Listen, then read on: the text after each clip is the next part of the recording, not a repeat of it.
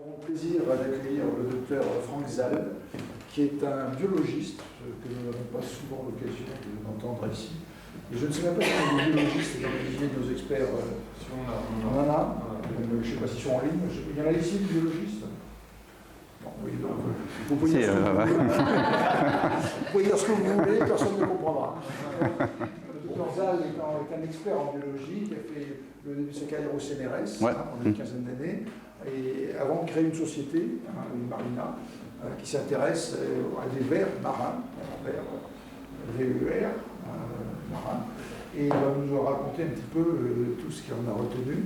Et il vient de publier un livre dont il vous parlera également. Oui. Donc, il est accessible à des non-biologistes. Ah oui, bien sûr, en fait, ça se lit comme un roman. En fait. Comment ben voilà. Il n'y en a pas ici, mais vous pourrez sûrement le commander. Il est partout, en fait, dans toutes les librairies, vous le trouverez. Bien, je vous laisse la parole. Merci à vous. Donc, écoutez, déjà, bonsoir à tous. Merci pour votre invitation. C'est vraiment un plaisir de faire cette présentation à vous. Alors, vous allez voir, en fait, je vais vous amener dans le monde de la biologie marine, de l'océanographie, mais aussi de la santé. Vous allez voir qu'en observant un simple ver sur la plage, et Marina, et on est en train de révolutionner des pans entiers de la médecine autour de la transplantation d'organes, autour de la transfusion sanguine, juste avec une observation d'un ver sur la plage.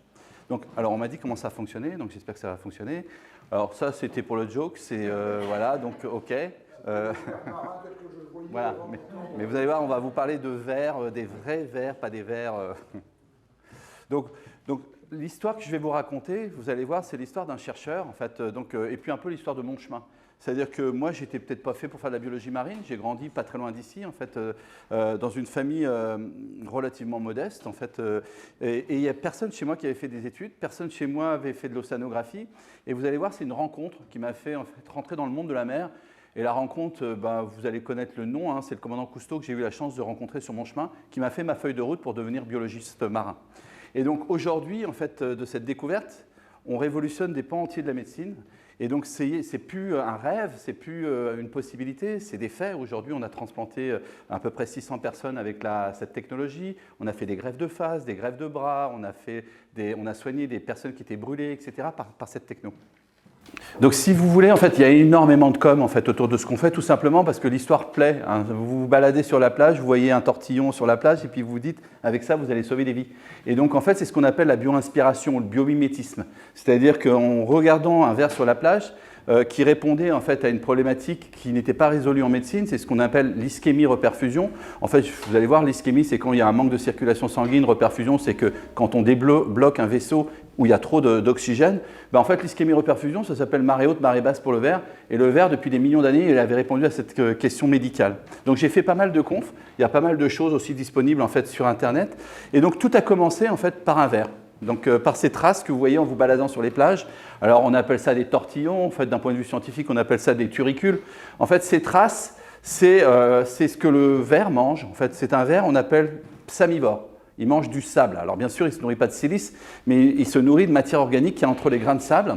Et en fait, en dessous de ça, vous avez un ver qui s'appelle Arenicola marina.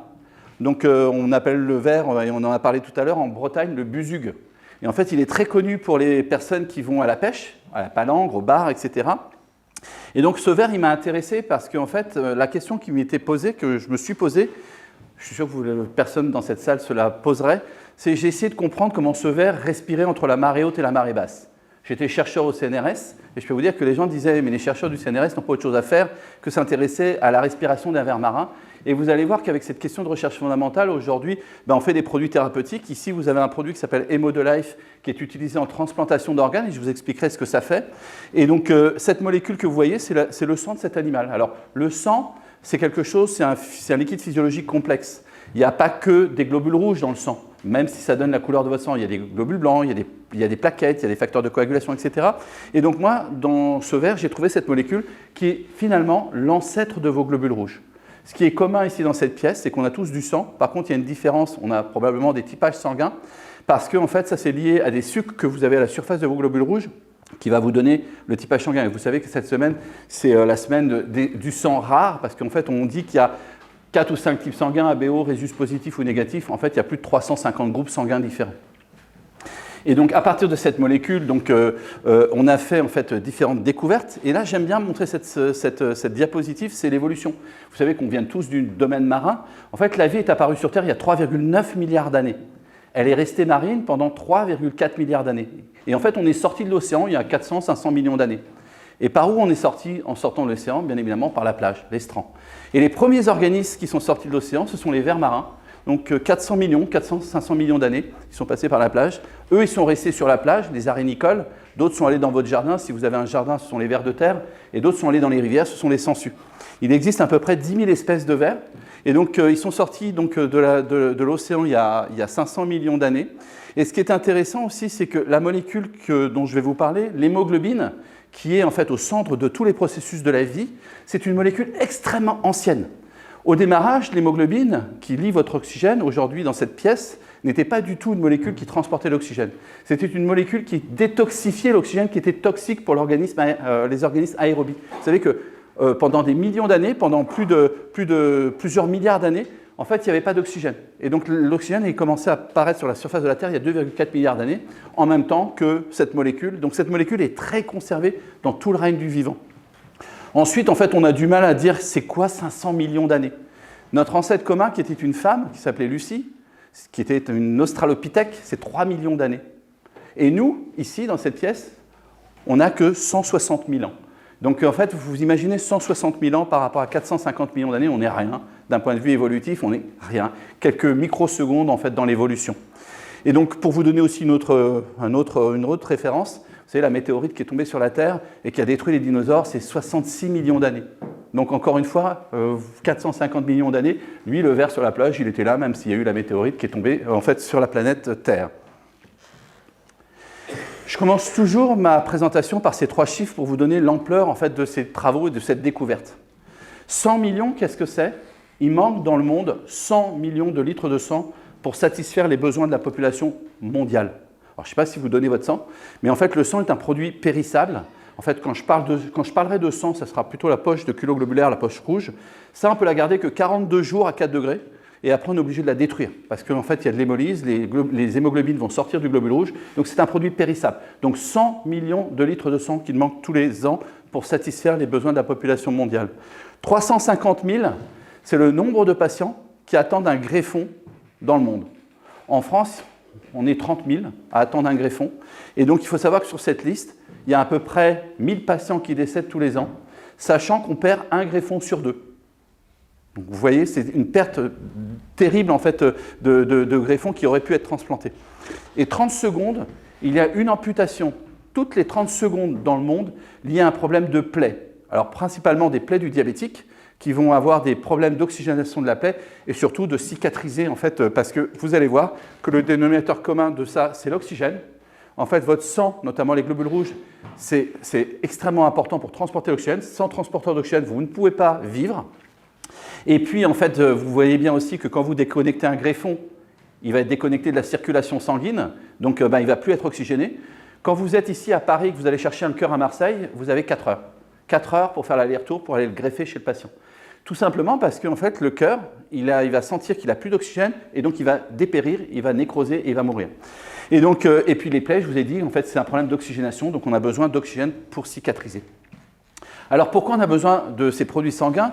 Vous avez ici un cas d'accident de la route. Quand vous avez un accident de la route et que vous avez une hémorragie, on ne sait pas vous remplir avec une poche de sang sur un lieu d'accident. On va vous remplir avec un liquide physiologique pour éviter que votre cœur se désamorce, mais ce n'est pas ça qui va vous transporter l'oxygène. Donc on va éviter la déconnexion du cœur, mais il va falloir vous emmener très très vite à l'hôpital pour vous transfuser. Ensuite, je vous ai mis une opération, un bloc opératoire. Une transplantation hépatique, le record, c'est 35 litres de sang juste pour une opération. Donc ça explique les besoins en fait, du domaine médical pour le sang. Et je vous ai mis en fait des photos. Donc c'est des photos d'attentats. Aujourd'hui, c'est plus anecdotique. Vous allumez votre télé, votre radio, etc. Il y a un attentat quelque part dans le monde. Et là, c'est le 9/11. Et donc on parlait donc que quand il y a ces blessés massifs en fait, au niveau d'une zone d'attentat, on va appliquer la médecine de guerre. Donc ça veut dire qu'on va séparer les personnes qui parlent et qui ne parlent pas. On va traiter en priorité ceux qui ne parlent pas, pour pouvoir en fait, soigner le plus de monde possible. Ici, là, c'était 3000 morts, 6000 blessés, et donc il fallait appliquer une médecine de guerre. Moi, j'étais à Paris quand il y a eu les attentats du Bataclan. On a appliqué ça aussi à Paris, Et donc c'était pareil, c'était des blessés massifs en fait, au niveau en fait, de zones particulières. On a appliqué la médecine de guerre et des personnes sont mortes parce qu'on peut très bien avoir une hémorragie interne et puis en fait mourir, décéder même en parlant. Et donc le lendemain, il y avait ça sur les panneaux parisiens, donnez votre sang, on a besoin de votre sang, mais encore une fois, le sang est un produit périssable et donc en fait on a besoin de renouveler en permanence les stocks de sang. Aujourd'hui, il faut à peu près 10 000 dons par jour pour satisfaire uniquement la population française. Donc vous imaginez, il faut y aller, et on a besoin d'énormément de produits sanguins. Donc ça, c'était le contexte, et maintenant je vais vous raconter mon chemin. Donc je vous ai dit que moi j'étais extrêmement intéressé en fait, pour faire de la biologie marine. Donc j'ai rêvé avec les émissions du commandant Cousteau, l'Odyssée sous-marine du commandant Cousteau, et c'était en fait les premières images du monde sous-marin. Et puis je me suis dit intérieurement, un jour je ferai de la biologie marine, mais je n'en parlais pas autour de moi parce que c'était atypique, en fait un Parisien qui veut aller naviguer sur les océans. Mais en fait, j'ai gardé ça dans ma tête. Et puis un jour, j'ai rencontré, en fait, j'ai vu une annonce. En fait, le commandant Cousteau présentait son film à l'Institut océanographique rue Saint-Jacques. Et donc, bien sûr, je suis allé, puis j'ai vu le dieu de l'océanographie devant moi. Et puis, à la fin de sa présentation, je suis allé le voir. Et je lui ai dit, commandant, comment on fait pour être commandant Cousteau? Et donc, il n'a pas rigolé. Il m'a dit, jeune homme, vous êtes à Paris, il y a une université derrière qui s'appelle Jussieu. Si vous êtes bon, vous ferez une thèse, peut-être que vous partirez en postdoc, peut-être que vous rentrerez au CNRS, peut-être que vous naviguerez sur les océans et peut-être vous plongerez dans les abysses. Ben, je peux vous dire, quand il m'a dit ça, il m'a fait ma feuille de route, j'ai coché toutes les cases et je suis plongé dans les abysses. Donc ma vie, en fait, dans un premier temps, s'intéresser au milieu extrême, notamment le fond des océans. J'ai eu la chance de plonger à 4500 mètres au fond du Pacifique pour aller collecter des vers géants qui faisaient plus de 3 mètres de haut.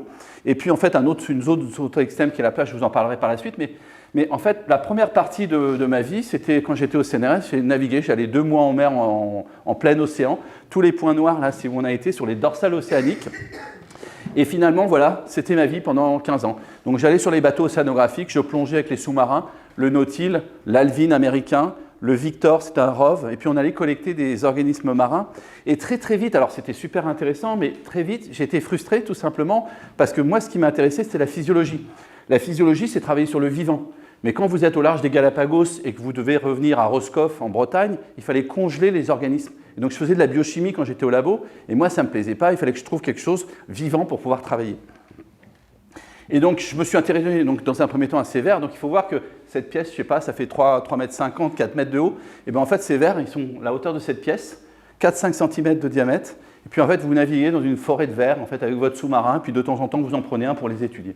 Et donc, l'autre environnement, qui est un milieu extrême, c'est la plage. Alors, la plage, en fait, on pense que c'est sympa. Vous mettez votre serviette, vous allez vous baigner. Sauf que, parce que c'est vous, et que si c'est marée haute, vous partez. Sauf que, en fait, les organismes qui vivent dans le sable, donc ils subissent en fait différents facteurs de variation. Il fait chaud, il fait froid. En Bretagne, il pleut de temps en temps, donc il y a de l'eau douce et de l'eau salée. Il y a des tempêtes, etc. Et donc, pour être un ver et vivre en fait depuis 450 millions d'années sur cette plage, il faut vraiment être adapté et avoir développé des adaptations extrêmement poussées. Donc, je me suis intéressé à ça. Je suis sûr que vous avez tous vu ça en vous baladant sur les plages. Donc, ça, c'est un turricule ou un tortillon. Donc, moi, ça m'a intéressé. Il y en avait plein sur les plages en Bretagne. Et la question que je me suis posée, alors je ne me suis pas posé la question pour aller à la pêche, je me suis posé la question de comment le ver respirait. Donc, en fait, c'est le même objet, mais c'est une autre question. Et donc, j'allais au démarrage avec ma fourche, mes bottes, mon seau, chercher des arénicoles sur la plage. Je l'ai ramené, en fait, au laboratoire. Donc, c'est un ver qui fait 15 cm. Donc, encore une fois, qui est un extrêmement vieux organisme, 450 millions d'années. Et donc, voilà ce qu'on connaissait au démarrage. C'est ce qui nous rassemble dans cette pièce. Vous avez tous des hémoglobines contenues dans vos globules rouges. Par contre, la différence, c'est probablement notre typage sanguin. Et donc, moi, ce que j'ai trouvé, c'était ça, cette molécule. Et cette molécule, c'est 99% du sang de cet animal. En fait, encore une fois, c'est une nanoparticule. Et cette molécule, elle est 250 fois plus petite qu'un globule rouge, mais elle peut lier 40 fois plus d'oxygène qu'une hémoglobine humaine. Quand j'ai trouvé ça, je me suis fait convoquer à Paris. Il y avait un club savant qui s'appelait le Club du globule rouge. Et bien évidemment, j'avais trouvé une hémoglobine en dehors du globule rouge, donc ce n'était pas possible. Donc je me suis retrouvé en fait, de ma Bretagne en fait, dans un hôpital, un amphithéâtre en fait, parisien, avec des médecins, des hématologues, etc. Et donc je devais venir expliquer ce que j'avais trouvé. Et donc alors, tout le monde rigolait au démarrage, il va nous parler de son ver marin. Donc je me suis toujours dit, soit je suis venu, c'était un samedi matin, pour être l'interlude des médecins, soit ils m'ont invité comme un con dans un dîner de cons pour leur expliquer ce que j'avais trouvé en fait, sur une plage. Et donc, au démarrage, tout le monde rigolait, mais à la fin, ils m'ont dit, mais c'est pas possible, monsieur Zal, vous avez trouvé ça? Nous, on cherche ça depuis plus de 40 ans pour en faire un substitut sanguin universel. Et moi, naïvement, je leur dis, ouais, puis en plus, il y en a plein sur les plages en Bretagne. Et donc, toute l'histoire a commencé comme ça. Et donc, cette molécule, je l'ai complètement décrite au niveau structurel, au niveau génomique, etc. Donc, tout est connu, en fait, au niveau de cette molécule. Et puis, en fait, donc, encore une fois, cette molécule, elle est conservée. Alors, c'est différent entre une molécule extracellulaire et une hémoglobine contenue dans un globule rouge. Mais si je prends, en fait, donc, une chaîne de globine de ce ver marin et que je l'aligne à vos globines à vous, il n'y a pas de différence. On est 99,9% homologue à une globine de ver marin. Et donc, en fait, encore une fois, cette molécule a été complètement conservée dans l'évolution. Et donc, les premières manips revenues en fait, à mon laboratoire, quand on me dit, en fait, on peut sauver des vies avec ce que vous avez trouvé, je dis, banco, je vais essayer. Et donc, je retourne dans mon laboratoire. Là, c'est des manips, les premières manips qui ont été faites sur les animaux de laboratoire. On retire de l'hémoglobine de souris ou de rat. On remplace ce volume sanguin par l'hémoglobine d'arénicole et il ne se passe absolument rien. Donc, c'est-à-dire que vous avez des animaux qui vivent, des vertébrés qui vivent avec de l'hémoglobine d'invertébrés. Branle-bas de combat, dépôt de brevet au CNRS, plein de communications, etc. Et puis là, les ennuis commencent. C'est-à-dire que je suis en fait dans la fonction publique, et donc on me dit, bah oui, mais toi, tu es chercheur, tu restes dans ton labo, tu fais des publications scientifiques, et puis ça, on le donnera à un industriel, si ça marche. Et je crois que là, on m'a planté la graine de la frustration, et je me dis, mais pourquoi en tant que chercheur, je n'ai pas le droit d'aller jusqu'au bloc opératoire? Et donc, en 2007, je décide de démissionner. Donc, je quitte le CNRS. J'avais rêvé de rentrer au CNRS, naviguer sur les océans. Mais mon plus grande envie, c'était d'aller amener ce produit vers les patients et de sauver des vies. Donc, je crée Marina en 2007. Pour ceux qui se souviennent, 2007, ce n'était pas super terrible. Hein, c'était la crise des subprimes. Donc, tout le monde, tous les investisseurs, et notamment Rue de Matignon, avaient enfoui leur argent dans leur jardin et il n'y avait pas d'investissement qui se faisait dans le monde. Et puis, en fait, par contre, il y a un président qui est élu. Il vote une loi qui est la loi TEPA, Travail, Emploi, Pouvoir d'achat, qui permettent à ceux qui payent l'ISF, au lieu d'envoyer leur chèque à Bercy, de l'investir sur le territoire dans lequel ils vivaient. Et en échange, ils étaient défiscalisés à 75%. Donc il y a des réseaux de business angels qui se créent. Et donc les premiers réseaux de business angels, ceux qui avaient compris la mécanique, c'est les Bretons. Et donc c'est les Finistère Angels qui créent les premiers réseaux de business angels. Après, il y a eu les Armor Angels, les XMP, des grandes écoles, etc. Mais les Bretons ont montré l'exemple. Et donc, nous, on a été sauvés en 2007 grâce aux Business Angels du Finistère. Aujourd'hui, Emarina, en fait, ça a grandi. Hein. Donc, je vais vous parler. Donc, nous, on est basé à Morlaix. Alors, Morlaix, pour ceux qui ne connaissent pas, on est dans le Finistère Nord, le 29, la vraie Bretagne. Et donc tout ça, pas très loin de Roscoff, où j'ai fait mes premières études en fait, de biologie marine. Ensuite, vous allez voir, je vais vous parler, en fait, bien sûr, pour nous, on ne va pas défaunner toutes les plages de Bretagne. Donc, on a créé une ferme aquacole qui produit de l'arénicole. Et puis, on a d'autres entités à Boston, à Montréal. Alors, c'est même pas, elle a été créée maintenant, en fait, c'est dans le sud de l'Inde, où en fait, on a une entité en fait, en Inde. Alors, avec ce produit-là, donc une fois que vous avez compris que vous avez trouvé un transporteur d'oxygène, donc vous vous dites finalement où j'ai besoin d'oxygène à tous les niveaux du vivant, au niveau d'une cellule, d'un tissu, d'un organe ou d'un organisme. Et donc à partir de là, nous ce qu'on fait, c'est qu'on décline des applications autour de cette molécule. Aujourd'hui, en fait, voilà ce qui se passe, c'est qu'on a mis sur le marché HemoDolife, qui est en fait un dispositif médical pour la transplantation d'organes, mais on a d'autres applications autour de la transfusion, autour des produits dentaires, autour de la cicatrisation. En fait, plus de 14 applications sont en cours de développement. Et aujourd'hui, on a des relations avec le monde entier. En fait, on nous contacte, 3-4 contacts par semaine, en disant « moi, je suis en Inde, en Chine, etc. On veut travailler avec vous parce qu'on a compris votre molécule. » Et donc, on a travaillé, par exemple, récemment avec des Chinois sur des nouvelles technologies pour traiter le cancer, les CAR-T-cells, en utilisant la technologie. On a travaillé, en fait, dans la sphère ophtalmique avec des gens qui avaient des problèmes sur la dystrophie de Fuchs. Donc en fait, tout ça, ça nous dépasse complètement et je suis sûr que vous en parlez autour de vous. Il y a quelqu'un qui a entendu parler du ver marin. Et donc, bien sûr, il ne fallait pas défaunner les plages de Bretagne, donc on a mis énormément de temps à travailler sur le process aquacole. Et donc, on a acheté une ferme à Noirmoutier. Pour ceux qui connaissent, c'est à l'Épine. Et donc, on a créé, donc quand j'ai acheté cette ferme, alors je dis toujours, j'ai acheté 100 tonnes de turbo label rouge parce qu'il y avait du poisson sur cette ferme. Donc, on en a mangé quelques-uns, mais on en a vendu beaucoup. Et on a complètement revampé cette ferme, en fait, en la première ferme mondiale d'élevage d'arénicoles, mais pas n'importe quoi, parce que c'est tracé. Et donc cette ferme en fait est contrôlée par les autorités de santé, où ils viennent, on a la traçabilité de n'importe quel type de verre en fait qui est sur cette ferme. Donc les sexes sont séparés, on fait de la biotechnologie, donc on récupère les gamètes, on fait de la fécondation in vitro, on a des larves qui se transforment en mini-vers, et en fait ensuite on élève ces vers dans des grandes piscines qui font 450 mètres carrés, on produit la plage en fait dans la ferme. Tout est industrialisé, on collecte tous les 3 mois en fait, de la matière première qui nous sert à extraire cette molécule en conditions pharmaceutiques. Donc on a les vers au-dessus et en fait il y a tout un process et à la fin en fait on a ce produit qui s'appelle en fait Hemo2Life ou en fait un autre produit là que je vous montre. Ce qui est intéressant c'est que comme cette molécule est extracellulaire, aujourd'hui on est capable de faire du sang en poudre. Et donc on ne parle plus de 42 jours, on parle de 5 ans de date de péremption à température ambiante sans typage sanguin. Donc ce que vous avez ici, c'est un petit flacon qui fait 30 ml. Donc il y a l'équivalent en fait de la capacité oxyphorique d'une poche de sang. Vous n'avez plus qu'à mettre de l'eau pharmaceutique et là vous avez l'équivalent d'une poche de sang. Et donc notre but à nous, c'est d'utiliser ce produit dans tous les processus médicaux où on a besoin d'aller oxygéner, par exemple les AVC, l'infarctus du myocarde, tout ce qui est en fait tout ce qui est urgence, choc hémorragique. Là on n'a plus de problème de chaîne du froid. 5 ans de date de péremption, donc on pourrait mettre ça dans tous les camions de SAMU, dans tous les camions de pompiers, et en fait transfuser le plus possible. Et quand je vous dis qu'il manque 100 millions de litres de sang, on pourrait faire des stocks massifs en fait, de cette molécule. Quand vous parlez au conditionnel. Parce qu'en fait, oui, alors il y a un problème, mais en fait, si vous voulez, je répondrai à tout ça à la fin, parce qu'en fait, je vous parlerai de l'établissement français du sang. Et donc aujourd'hui, en fait, on a les certificats pour produire en fait ce produit Hemo2Life pour la transplantation d'organes. 6 ans de discussion avec les autorités réglementaires pour avoir un papier. J'ai déposé un dossier avant Noël en fait en Inde. Dans 3 mois, je devrais avoir les autorisations. Donc, je vais vous parler dans un premier temps de la greffe d'organes. Donc, la greffe d'organes, en fait, c'est une course contre la montre. Vous avez compris, hein, je vous ai dit, en fait, 4 à 6 heures quand on déconnecte un cœur pour aller le greffer. Un poumon, c'est 6 heures. Un foie, c'est 12 heures. Un rein, c'est à peu près 12 à 24 heures.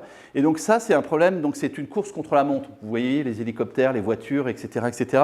Et le problème, c'est l'ischémie-reperfusion. L'ischémie, vous comprenez bien, donc quand le chirurgien, donc vous savez, dans cette salle, on est tous donneurs, hein, à moins que vous êtes inscrit sur la liste des refus.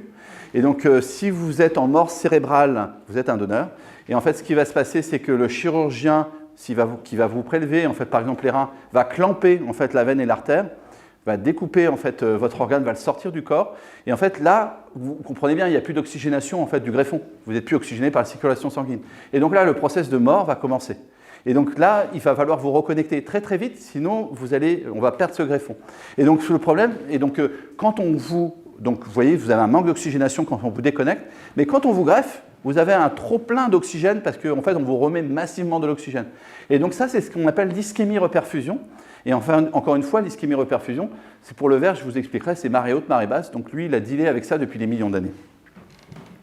Donc, vous avez ici un donneur en mort cérébrale, donc vous allez déconnecter le greffon. Donc, vous allez le mettre à 4 degrés pour descendre le métabolisme du greffon, donc dans de la glace, dans des systèmes de conservation. Donc, il va passer de 37 degrés à 4 degrés. Et puis, en fait, il va y avoir des problèmes, justement, de manque d'oxygène. Donc, il va tomber en hypoxie, il n'est pas assez oxygéné. Et là, vous allez revenir chez le receveur. Vous allez le passer de 4 à 37 degrés, avec un trop plein d'oxygène. Et donc, il va y avoir tous ces problèmes de réoxygénation. Et puis, finalement, si ça se passe mal, vous avez un rejet du greffon. Aujourd'hui, la problématique, c'est ça. C'est-à-dire qu'il faut savoir qu'il y a des personnes qui reviennent 6 fois sur la liste d'attente parce que, en fait, les techniques de préservation du greffon ne sont pas du tout adaptées. On a beaucoup travaillé sur les immunosuppresseurs qui ont permis de greffer, mais tout le monde se foutait de la préservation parce que c'était juste basique. Sauf que le basique, c'est ce qui permettait de garder des greffons très, très loin, très, très longtemps, en fait, chez les patients. Pardon. Et aujourd'hui, en fait, avec cette technologie, vous allez voir, on est capable de garder, en fait, au lieu de garder un rein pendant un jour, on peut le garder pendant une semaine. Donc, au lieu de garder en fait un poumon pendant 6 heures, on peut le garder pendant 48 heures. Ça veut dire qu'aujourd'hui, la greffe qui était un acte d'urgence peut être programmée. Vous savez, les chirurgiens, ils vont se lever à 3 heures du matin, en fait, en disant il faut que je fasse vite, etc. Là, on peut dire écoutez, les gars, non, calme, en fait, on fait ça à 9 heures demain matin parce qu'on peut préserver les greffons dans des super bonnes conditions extérieures en fait, aux patients, mais en fait, dans des conditions physiologiques optimales. Donc aujourd'hui, il y a deux façons de prendre des greffons. On appelle ça en fait le mode statique. Quand il y a un mort cérébral, en fait, généralement, c'est ce qui va se passer, c'est qu'on prend le greffon, on le met dans la solution bleue, qui est de l'eau, du sel et des colloïdes, on descend la température, mais il n'y a pas de process d'oxygénation. Donc là, on arrive, nous, avec notre transporteur d'oxygène, et on oxygène le greffon, en fait, même quand il est dans le bocal. Et puis, vous savez, depuis, alors on râle tous quand on perd un point sur son permis, mais en fait, il faut savoir que quand il y a eu les radars qui sont apparus en fait, sur les routes, on a perdu énormément de donneurs. Les donneurs, c'était les jeunes qui se tuaient en sortant de boîte de nuit. Et donc aujourd'hui, on autorise à prendre des greffons sur des personnes en arrêt cardiaque. Et donc, ces greffons en arrêt cardiaque, on doit les recycler, les revamper pour voir si on peut les greffer. Et donc, on les remet sur des machines et en fait, on vérifie en fait, si on peut les transplanter ou pas. Mais maintenant, les personnes en arrêt cardiaque sont aussi des donneurs et donc on prélève des organes sur des personnes en arrêt cardiaque. Donc, il y a eu énormément de choses, je ne vais pas tout vous détailler. Donc, ça commence déjà par des tests sur des cellules où on a montré que ça fonctionnait sur des cellules. Donc, ça, c'est des choses qu'on a fait avec des équipes INSERM. On est passé sur des animaux, on a fait de la transplantation sur des reins de porc. Vous savez, l'intérêt, c'est qu'on a 2 reins. Même si on est un animal, en fait, on a 2 reins. Donc, il y avait toujours un rein qui partait avec la technologie, un rein qui partait sans la technologie. On retransplantait les animaux avec les reins qui étaient protégés avec la technologie et on vérifiait ce qui se passait au niveau de la créatinémie. Il y a quelque chose qui est super important sur votre analyse de sang, ligne créatinémie, qui va vous dire en fait si votre rein fonctionne bien ou pas. Et donc généralement, c'est vraiment la ligne qu'il faut surveiller parce qu'on est tous des insuffisances rénaux qui s'ignorent. Et donc en fait, voilà ce qui se passe. En fait, donc ça, c'est ce qui se passe en fait après transplantation. Vous avez 2 produits qu'on appelle UW et HTK. On va regarder cette courbe-là. Et donc si en fait c'était les paires de reins qui avaient été transplantés en fait sur des animaux, les courbes blanches, c'est en fait des reins qui ont été préservés sans la techno. Et les courbes noires, c'est avec la techno, avec l'hémodolife, l'hémoglobine de ver marin. Et vous voyez en fait qu'il y a une reprise accélérée en fait, du greffon, alors que ici, si c'était un patient, on le remettait en dialyse. Donc ça, c'est les premiers résultats qui ont intéressé en fait, les chirurgiens. Ensuite, donc, on a fait d'autres tests. Ici, vous avez un test qui moi j'aime bien, c'est vraiment qui est imagé. Vous avez une paire de reins. Vous avez le rein dans la solution qui est normale, qui est utilisée en clinique, ici juste avec nos molécules à l'intérieur. Et on a suivi la PO2 en fait, dans les bocaux. Et vous voyez, en fait, c'est les mêmes courbes. Donc, cette courbe bleu foncé, c'est le bocal blanc. Et vous voyez, en fait, que ça diminue très, très vite. Au bout de 25 heures, il n'y a plus du tout d'oxygène. Alors qu'ici, vous voyez, on a doublé le temps de conservation parce que la molécule, c'est un réservoir à oxygène, mais un réservoir d'oxygène physiologique. L'oxygène, c'est un composé qui est important, nécessaire, mais s'il n'est pas physiologique, c'est extrêmement dommageable. Alors, je sais qu'il y a beaucoup d'ingénieurs, de chimistes, etc., qui ne sont pas des biologistes. Et donc, en fait, ça crée des ions superoxydes qui sont délétères pour les cellules. Et donc, en fait, l'oxygène, il faut vraiment le contrôler pour que ça soit physiologiquement acceptable. Et donc, ensuite, on a fait d'autres tests. On est passé, donc ici, vous avez en fait ce qui se passe. Alors, je ne sais pas, je fais comme ça, c'est un film normalement. Voilà. Donc, comment ça se passe? C'est en fait dans un bloc opératoire. Vous voyez, il y a le personnel du bloc qui prend le produit. C'est facile, même à n'importe quelle heure du matin. Et en fait, ce flacon va être injecté dans cette poche. Et donc, au lieu d'avoir une solution colloïdale qui est de l'eau, du sel et des colloïdes, maintenant, on a une solution qui peut oxygéner en fait, les tissus et les organes. Donc après, hop, il est injecté. On va voir, vous voyez, en fait, on met la molécule qui est du ver marin dans un flacon comme ça. Il y a à peu près le contenu de 20 arénicols qui permettent en fait d'avoir une poche oxygénante. Et avec ce produit, au lieu de garder les organes pendant quelques heures, vous allez les garder pendant plusieurs jours. Juste parce que vous oxygénez, c'est comme si l'organe ne voyait même pas qu'il était déconnecté. Et aujourd'hui, ça, c'est utilisé dans les blocs opératoires. Et donc, voilà, on a fait donc, la transplantation rénale, c'est le premier. Alors, on s'est lancé sur la greffe du rein. Parce qu'il faut savoir qu'en transplantation, 80% des organes transplantés, ce sont le rein. Et donc, bien sûr, on est parti sur le rein, qui était l'organe le plus transplanté. Alors, comment ça fonctionne? Donc, je vous ai mis une image. C'est ce qu'on appelle le biomimétisme. Et donc, vous allez voir, en fait, quand vous vous baladez sur la plage, quand vous êtes à marée basse, le ver, il arrête de respirer. Il respire uniquement quand il est sous l'eau, à marée haute. Et finalement, le ver, il arrive à arrêter de respirer pendant 6 heures. Mais en fait, il vit avec l'oxygène qu'il a fixé sur ces petites molécules d'hémoglobine. En fait, ces molécules d'hémoglobine, c'est comme la bouteille de plongée en fait, du ver marin. Maintenant, vous êtes ici dans un bloc opératoire, vous avez un rein connecté, il est oxygéné en fait, par la circulation sanguine. C'est comme l'arénicole à marée haute. Maintenant, vous le déconnectez. Si vous ne faites rien, ben, il va mourir.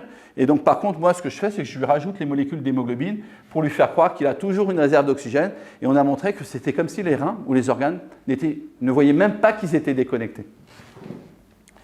Et donc, j'aime bien aussi cette photo. Pourquoi je vous la montre? C'est tout simplement, c'est extrêmement important dans la greffe. Ici, vous avez un château qui date, je ne sais pas, du 14e, 15e siècle. Il est toujours stable, tout simplement parce que les fondations du château sont extrêmement solides. Et pour un transplant, en fait, les fondations du château, c'est comme la solution de préservation de greffon. C'est les fondations. Si vous avez une bonne solution de préservation de greffon, vous allez conserver votre organe très très longtemps en fait, chez le patient. Maintenant, si vous avez mal conservé les greffons, vous avez le bâtiment qui s'écroule, bah, c'est le rejet du greffon chez le patient. Et donc cette solution est extrêmement importante parce qu'aujourd'hui, pourquoi cette liste d'attente? Quand j'ai créé Marina en 2007, il y avait 11 000 patients sur la liste d'attente. Aujourd'hui, on en est à 30 000, tout simplement parce qu'il y a des patients qui reviennent jusqu'à 6 fois sur la liste d'attente pour être retransplantés. Alors, on a fait des essais cliniques, bien sûr. Tout ça, c'est en fait, vous avez vu, ça a commencé dans un labo. Après, on est passé sur des animaux. On a fait énormément d'essais cliniques. Ça, c'est un essai qui a été fait entre Brest, Tours, Lyon, Limoges, Poitiers et la Salpêtrière à Paris. Et vous allez en fait avoir donc tout ce que je vous raconte est publié dans les journaux à comité de lecture. Et voilà les résultats de cette étude. Ici, vous avez la reprise de fonction du greffon après la transplantation. Et donc, vous avez deux chiffres, 26,2 et 7. 26,2, c'est les reins du même donneur qui ne sont partis sans la techno. Ça, c'est les meubles qui sont en train de s'écrouler. Donc, on sait que ces patients-là vont rejeter leur greffon. Et ça, c'est les patients qui ont été transplantés avec Hémodolife. C'est le château fort. Donc, on sait que ce chiffre de 7, c'est comme si c'était des donneurs vivants. Vous savez qu'il y a une loi qui est passée, vous avez le droit de donner un rein à quelqu'un de votre famille. Et là, il n'y a pas des problèmes de temps de conservation, puisque vous êtes quasiment dans deux blocs côte à côte. Et donc, on a montré que 7, c'était les mêmes valeurs que les donneurs vivants. Ensuite, on est passé, donc on a fait d'autres manips, donc il y a beaucoup de publications qui ont été faites là-dessus. Et j'aime bien ça, donc ça résume aussi ce qui s'est passé sur du long terme. Donc, ok, c'est bien de protéger un rein, mais qu'est-ce qui se passe sur la survie du patient à 4 ans? Ben, vous voyez ici, avec Hémodolife, vous avez encore la valeur de 7, et le taux de survie des patients, 4 ans après la transplantation avec notre techno, on est à 98,2% de survie. Sans la technologie, 85% de survie. Donc 13 points de différence quand même. Ensuite, ces patients n'ont pas pris en fait, un immunosuppresseur qu'on appelle le belatacept, qui est un drug rescue pour essayer en fait, d'éviter le rejet. 11% du groupe sans la techno a pris du belatacept. Donc juste pour vous dire, le belatacept, ça coûte 800 € par mois et par patient. Et donc en fait, c'est une économie majeure en fait, pour la sécurité sociale d'utiliser Hémodolife. On a fait également la même chose, alors j'irai moins dans le détail sur le cœur, donc avec le professeur Ménaché à l'hôpital Georges Pompidou. Sur la greffe pulmonaire, avec le professeur Sage à l'hôpital Foch. Là, c'était des Canadiens en fait, qui ont fait ça à Toronto. Vous savez, le Canada, c'est un grand pays, et les organes circulent en fait, entre Vancouver et Québec. Il faut du temps. Et là, qu'ils ont gardé en fait, des greffons pendant 48 heures au lieu de 6 heures sur du poumon. On a fait ça également sur la greffe hépatique avec Karim Boudjema. Et vous allez voir, en fait, ici, vous avez un foie qui est préservé sans la techno, un foie qui est préservé avec la techno. Le chirurgien dit même dans le bocal, il fonctionne. Et encore une fois, il n'y a pas de magie, ce n'est pas miraculeux, c'est juste de la physiologie. On a compris comment délivrer de l'oxygène en fait, à ces greffons. Sur le pancréas, on continue à travailler là-dessus. Vous savez, le pancréas, c'est vraiment terrible. C'est un organe essentiel. Et surtout, en fait, c'est les problèmes de diabète. En fait, les pancréas, il y a des îlots de Langerhans, et c'est ces îlots de Langerhans qui vont créer l'insuline. Aujourd'hui, on a du mal à greffer des pancréas, ça existe, mais c'est très difficile. Et on greffe plutôt des îlots, en fait, des cellules du pancréas dans le bras. Et en fait, vous n'avez plus besoin de vous piquer à l'insuline. En fait, ces îlots vont synthétiser l'insuline. Et donc, on a montré que ça fonctionnait également avec le pancréas. Et puis, on a fait des greffes un peu exceptionnelles. Alors là, je dis toujours, en fait, si vous ne supportez pas les images un peu difficiles, je vous dirais de regarder vos chaussures parce que c'est important que je vous montre quand même ces photos. Donc, l'Anthierry m'appelle un jour et il me dit, en fait, j'ai besoin de votre techno. Il y a un patient qui s'appelle Jérôme Hamon. Donc, ça a été publié dans le Lancet Journal. Mais voilà, en fait, Jérôme Hamon a une maladie en fait, qu'on appelle la neurofibromatose. Donc, en fait, l'affaissement de la face. Et donc, il faut le greffer. Donc, il a eu une première transplantation donc, qui a donné en fait, cette face. Alors, on appelle une face, c'est quand c'est dans le bocal, et une figure quand c'est sur la personne. Et donc, malheureusement, il a rejeté cette face parce qu'il a eu en fait, une incompatibilité entre son immunosuppresseur et un antibiotique. Et donc là, on ne savait pas quoi faire. Il a rejeté sa face. On ne savait pas si on pouvait encore greffer une face chez un patient. Et donc, il m'appelle et là, il veut utiliser la techno. Et donc, vous avez le troisième visage en fait, de Jérôme. Et donc, on a utilisé la technologie. Et vous allez voir, en fait, donc, alors je suis désolé, regardez, voilà, mais c'est vraiment ce qu'on fait. Donc là, c'est la face d'un donneur. La première face qui a été greffée en fait, sur Jérôme. Vous allez voir, en fait, quand elle est mise en place, en fait, il y a des zones blanches. Ça, c'est des zones d'ischémie. Quand vous appuyez sur votre joue, si vous avez une mauvaise circulation, c'est que ça va rester blanc. Et donc, on voit que ces zones-là ont été mal oxygénées au moment de la préservation. Et donc, alors je suis désolé, il va y avoir encore des photos un peu difficiles. Là, c'est l'évolution de la face de Jérôme, 2011-2017. Donc là, il était temps en fait, de retirer sa face, parce qu'en fait, il était en train de faire un choc septique massif. Et donc, on retire la face. Donc, mais vous voyez, c'est vraiment on est capable de faire ça, c'est de la haute technologie. Et vous voyez, toutes les zones nécrosées, c'est vraiment les zones qui ont été mal oxygénées. Il reste 3 mois à l'hôpital Georges Pompidou avec un bandage en attendant potentiellement une autorisation d'une autorité réglementaire. Personne n'avait fait, donc personne ne voulait faire. Et donc la persuasion du professeur Lantieri lui permet d'avoir en fait, cette autorisation pour faire cette première mondiale. Donc il va chercher une phase beaucoup plus loin, donc on récupère un donneur. Donc là vous avez un donneur, bien sûr quand on rend le donneur en fait, à la famille, il y a un masque mortuaire qui est fait, parce qu'on va lui prendre sa face. Et donc là vous avez en fait le visage qui a été pris, en fait la face qui a été prise chez le donneur, mais qui va être greffée. Et donc vous voyez, ça, une face comme ça, c'est quelque chose, si je passe très vite parce que je vois qu'ils font des hauts de cœur. Et donc, en fait, c'est un tissu qui va se dégrader extrêmement rapidement. Et donc là, vous voyez la face qui est dans le bocal, et elle va être greffée sur Jérôme, c'est le premier transplanté, doublement transplanté de face, donc qui est venu nous voir en 2019 il voulait nous remercier, en fait, pour remercier tout le monde. Vous voyez, j'étais déjà habillé pareil. On a également en fait, traité en fait, un autre patient. Donc là, alors on n'avait pas le droit pendant longtemps de parler, maintenant on a le droit, c'est un peu passé. C'est un militaire qui était au Mali.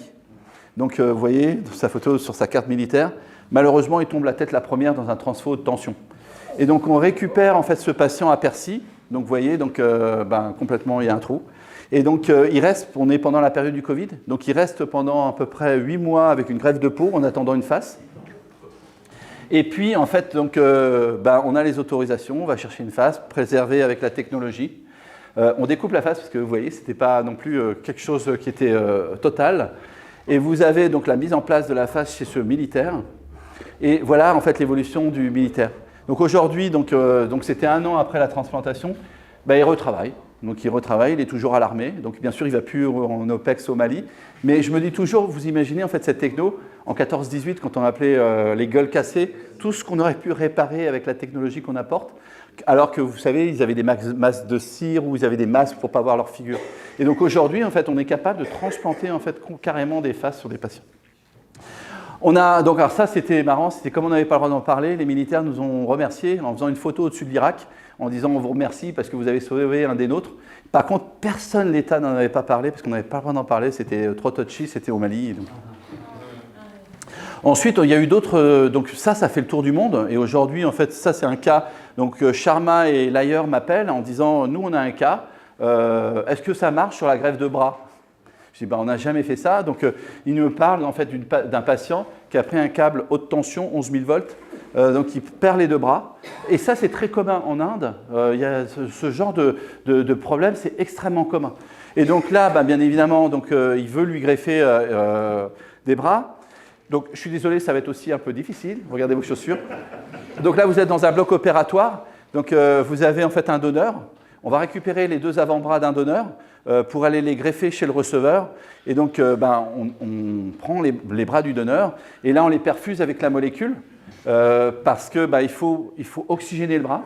Et donc, on perfuse en fait l'hémoglobine en fait, d'arénicole dans l'avant-bras. Et donc là, vous allez avoir quelque chose, moi je trouve ça remarquable, vous avez un bras cadavérique sur la table qu'on va greffer. Et vous allez voir, on va le perfuser de ce côté-là. Vous allez voir la paume de la main qui va devenir rose. Et regardez les 2 doigts ici. Alors que le bras est posé, vous allez voir les 2 doigts bouger. En fait, ce n'est pas de la magie, c'est tout simplement parce qu'on oxygène un tissu et lui, il a suffisamment d'énergie pour fonctionner. Et donc, alors, ça va être probablement en Inde. Voilà, il n'y a pas de son, mais voilà. Donc, on commence en fait à injecter et vous allez voir, vous voyez, ça commence à rosir. Et regardez les doigts, en fait, et le bras, il est déconnecté. Donc là, ils sont stupéfaits parce qu'il va y avoir des mouvements de doigts.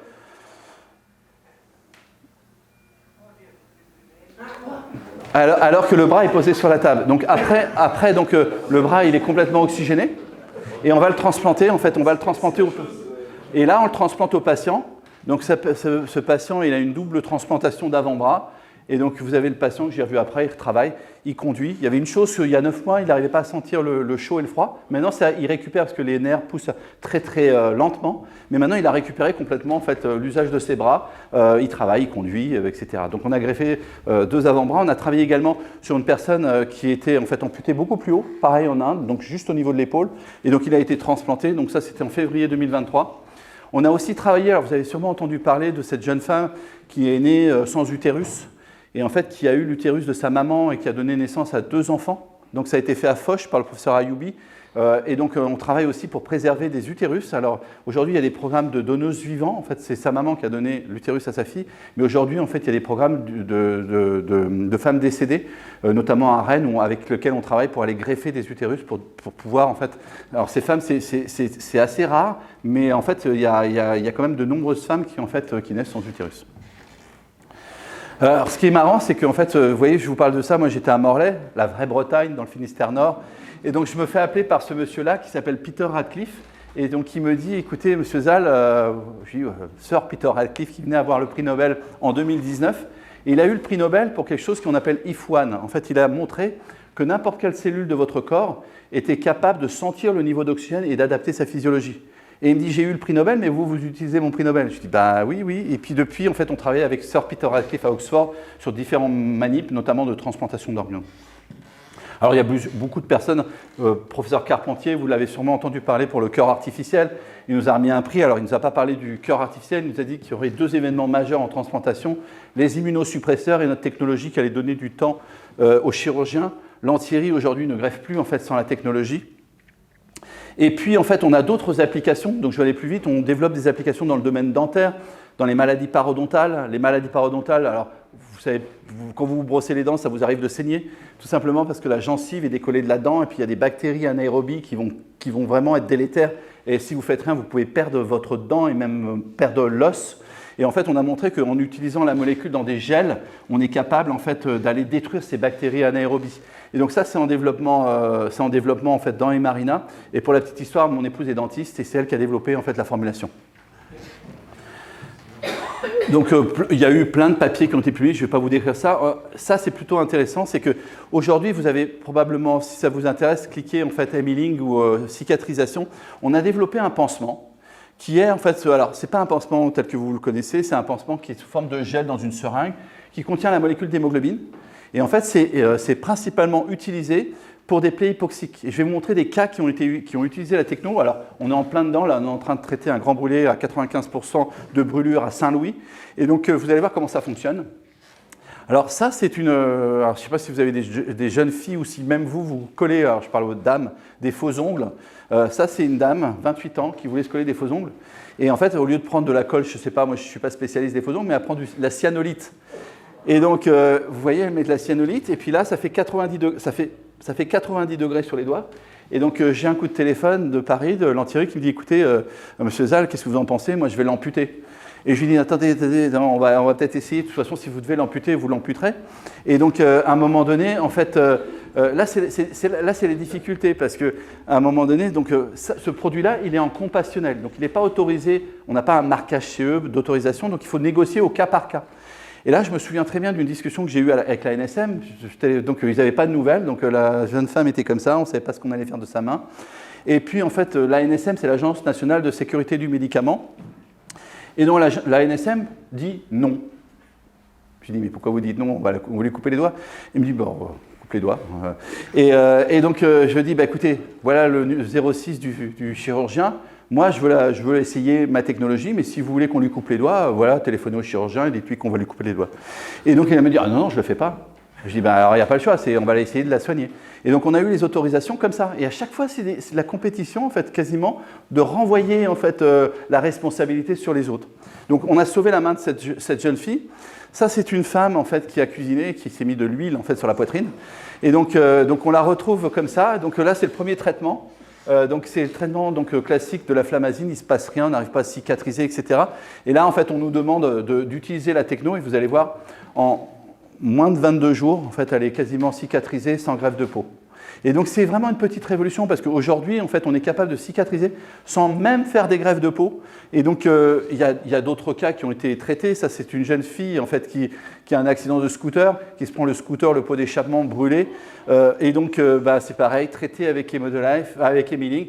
Et en fait, on a montré qu'il y avait une super cicatrisation. J'ai eu les dernières photos. En fait, on voit quasiment plus les plaies. Et ça, c'est un cas dont on a beaucoup parlé récemment. Vous avez sûrement, en tout cas, on en a beaucoup parlé dans la presse. C'est une personne, en fait, là, on est au mois de juillet. On m'appelle, il y a un patient, en fait, qui est dans les pays de la Loire et qui trafique dans son bateau. Il veut nettoyer son bateau et puis finalement, il travaille dans le moteur de son bateau. Et puis, il y a des vapeurs d'essence dans la coque du bateau. Puis, bien évidemment, il avait faim, donc il cuisine. Et il allume le four et puis son bateau explose avec la personne dedans. Et donc, il est brûlé au 3e degré à 85%. Et donc, là, au démarrage, bon, on a 85%, il avait 33 ans. Et en fait, il y a une règle, en fait, chez les grands brûlés, c'est la surface du corps plus l'âge. Si ça dépasse 100, il n'y a rien à faire. Et donc, ils avaient convoqué la famille en lui disant écoutez, préparez les obsèques. Donc, il ne passe pas la semaine. Parce que, en fait, donc, ils avaient convoqué son épouse, ils avaient convoqué les enfants. Et donc, tout le monde, voilà, ils étaient prêts, à réaliser les obsèques de leur mari, de leur mari, de leur papa, etc. Et puis, en fait, ils entendent parler de ce qu'on avait fait à Paris.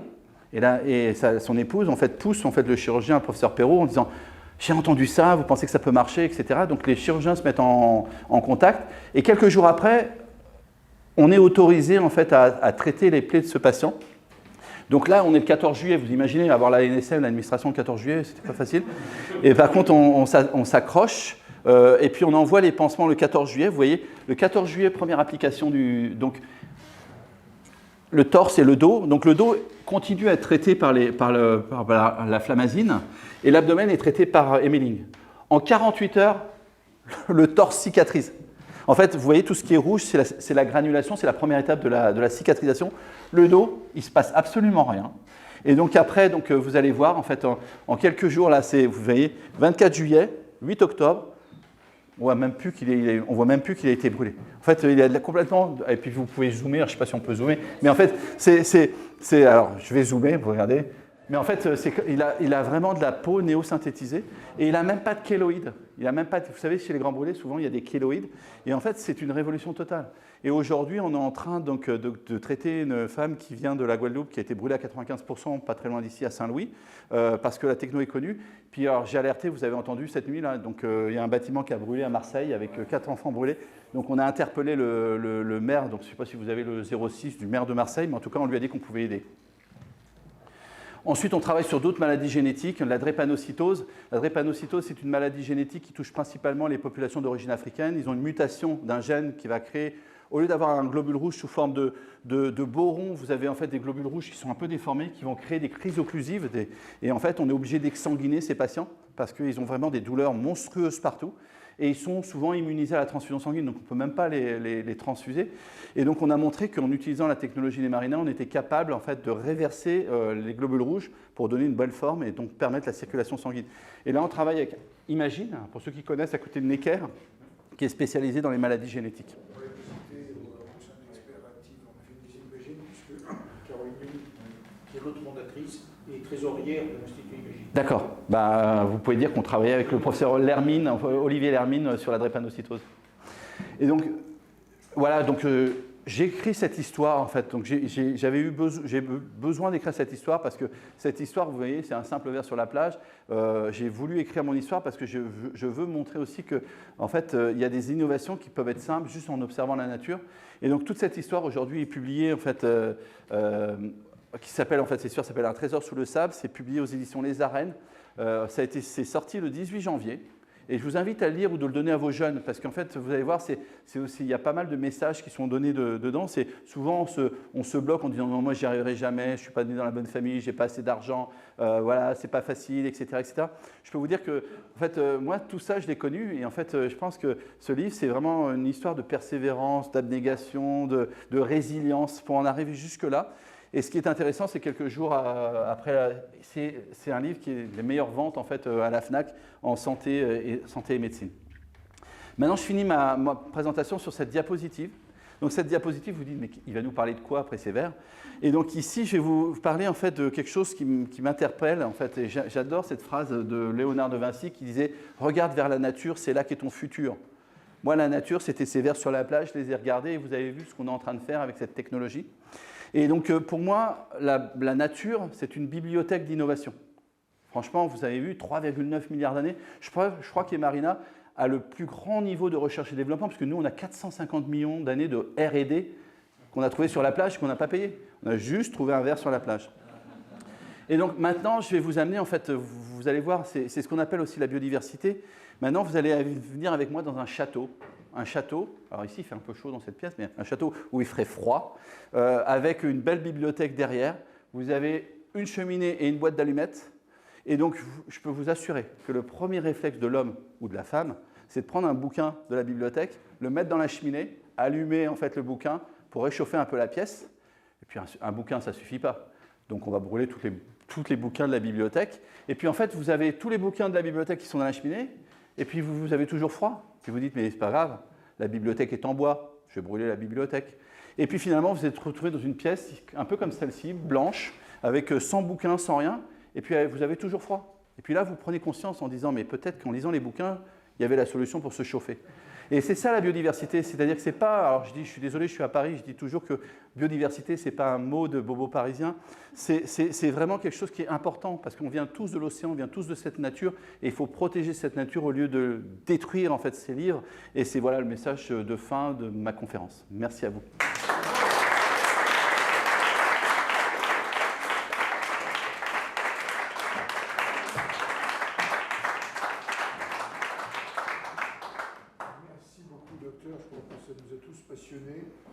On a besoin d'un petit temps de questions avant d'aller manger quelque chose, parce que avec les photos qu'on a vues, certains ont déjà...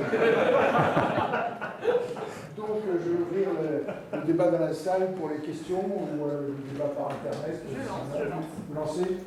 Côté de la salle, Oui. Oui, merci pour l'expo, c'est vraiment passionnant, et en tout cas votre vie personnelle est passionnante. Merci. J'ai une question sur les greffes, pour une thématique liée à l'oxygénation. Il n'y a pas que ça, il y a des nerfs, il y a plein de choses autour qui font que l'organe va fonctionner. Où est le mystère Alors, vous avez raison. Non, mais vous avez raison, mais en fait, ce qui fait fonctionner, c'est vraiment... Il y a deux choses, en fait, dans cette pièce, il y a deux choses qui sont importantes pour vivre. Vous allez dire, vous allez me dire, ben oui, il a raison. Un, vous pouvez manger. Il faut manger pour vivre. Sauf que vous pouvez passer un repas. On est d'accord? Si vous ne voulez pas aller au cocktail, vous pouvez le passer. Mais si vous voulez y aller, vous pouvez y aller. Donc ça, c'est manger, c'est l'apport de glucose. Par contre, il y a quelque chose que vous ne pouvez pas vous passer, c'est arrêter de respirer.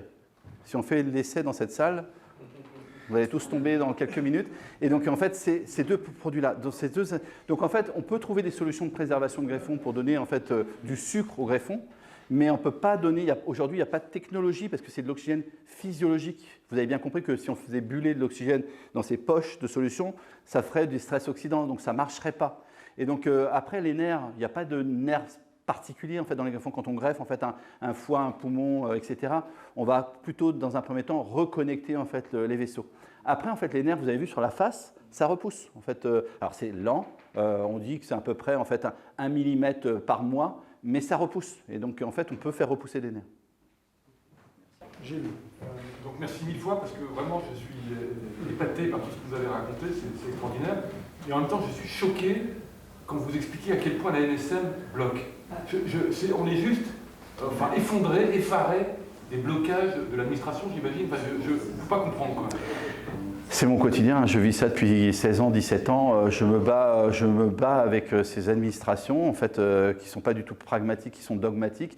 C'est écrit quelque part, donc il faudrait... Quand je suis allé les voir il y a 10 ans, 10, 15 ans, ben oui, je suis allé les voir, je leur ai parlé de l'arrêt Nicole. Ils me disent arrêt Nicole à quoi? Marina, ça vit sur les plages, mais il n'existe pas de formulaire. Donc j'ai dû faire des cours de biologie marine à la NSM pour leur expliquer ce que c'était un ver, ce que c'était une hémoglobine.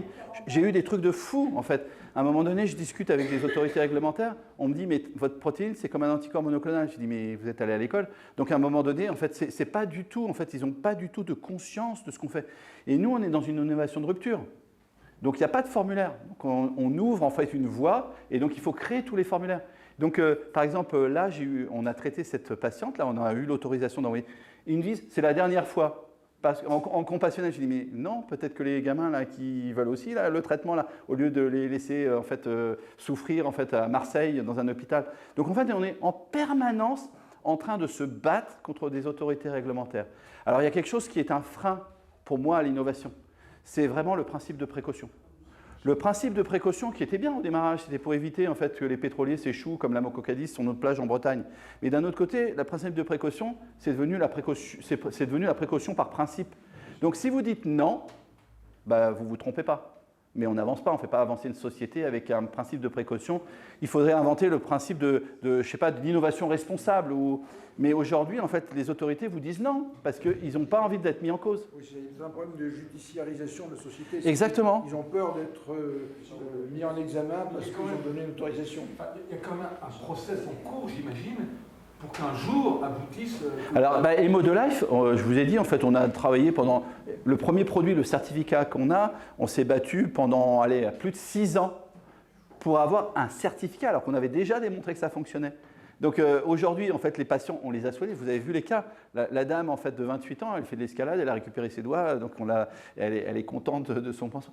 Mais c'est pas suffisant. C'est pas suffisant. Je vais être provocant. Allez-y. Est-ce qu'il y aurait des industriels que vous dérangez Alors, qui feraient jouer du lobbying et des choses... Alors, on va revenir à la question du sang. Le sang, en fait, c'est éminemment politique.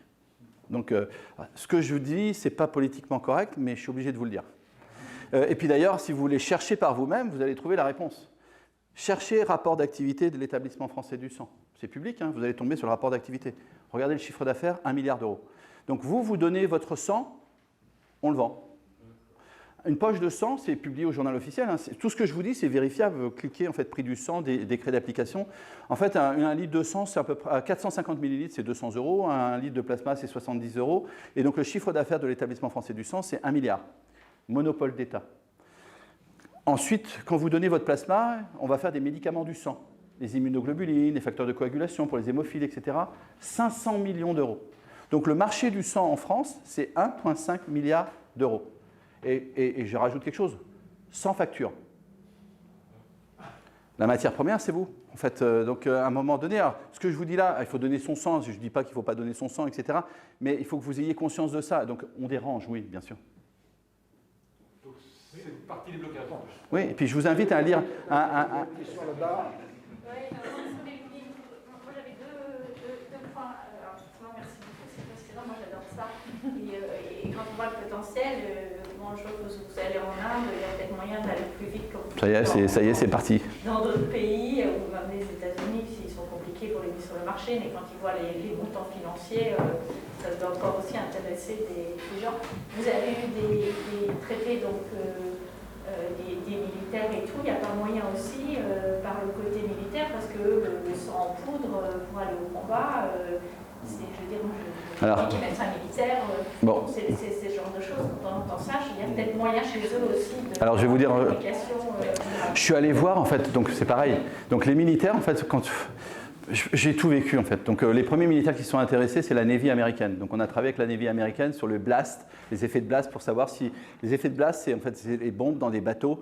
Donc c'est comme si vous avez un coup de matraque sur la tête et ça va vous faire un œdème cérébral. Et donc ils voulaient savoir si on pouvait sauver un cerveau avec la technologie. On a montré que ça marchait, etc. Je suis allé voir les militaires français. C'était quand ils faisaient le grand ballard. Vous savez, c'était en fait ils avaient tout mis là-bas.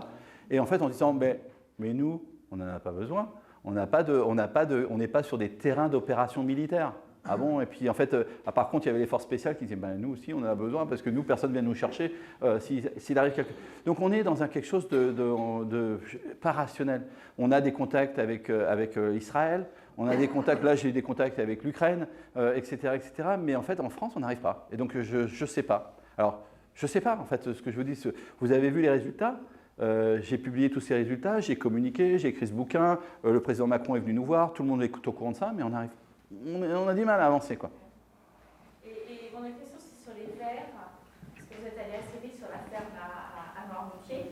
Vous faites comment quand vous prélevez sur le ver, il est mort, ou alors, il resserre, ou ça se passe non, comment? alors en fait... Non, non mais vous avez raison. Alors, justement à la scalability. Ouais. Alors non, c'est des bonnes questions en fait. Donc aujourd'hui en fait, donc. Vous pouvez répéter la question pour ceux qui sont en Ah, je répète la question. Donc, est-ce que les vers ont mal quand on leur retire l'hémoglobine? Non. Non, en fait, est-ce qu'on peut monter en échelle d'un point de vue industriel? Voilà. Donc, bon, je vais vous répondre aux deux questions. En fait, le ver, c'est un invertébré, il n'a pas de système nerveux central, et donc, en fait, il n'y a pas de cerveau chez un ver, donc, en fait, la douleur, bon, il a une chaîne ganglionnaire, mais en fait, la douleur du ver, je ne sais pas si les pêcheurs, vous avez été à la pêche à la palangre, est-ce qu'il a mal? Non, je ne pense pas, en fait. Donc, en fait, non, c'est un invertébré, donc, en fait, il n'est pas sur les espèces, en fait, qui ont un système nerveux central.